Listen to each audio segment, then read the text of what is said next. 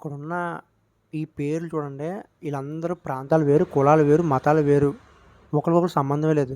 కానీ వీళ్ళందరి మధ్యన కామన్‌గా ఉన్నదేంటంటే ఎస్. ఎస్. ఈ లెటర్ ఉన్న అమ్మాయిలు ఎవరైతే ఉన్నారో వాళ్ళు వాళ్ళ హస్బెండ్ లేదా వాళ్ళ లవర్స్‌ని ప్రేమ పేరుతో లేతే ఏదో కారణంతో మొత్తానికి డ్రమ్ముల్లోనో, కుక్కర్‌లోనో లేదా కొండల మీద తోసేయడం మొత్తానికైతే చేసేస్తున్నారు. కాబట్టి అబ్బాయిలు జాగ్రత్తగా ఉండండి.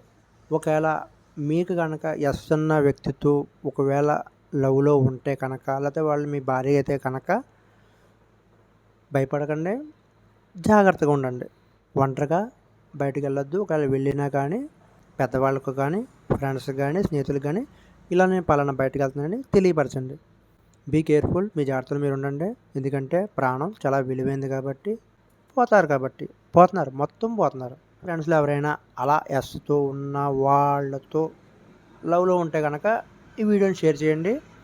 వాళ్ళ ప్రాణాలను కాపాడండి. ఒక ప్రాణం విలువ చాలా ఖరీదైంది కాబట్టి కాపాడతారని కోరుకుంటున్నా. మొత్తం ఎస్ లెటర్‌తో ఇలా ఉన్నారా అంటే కాదే.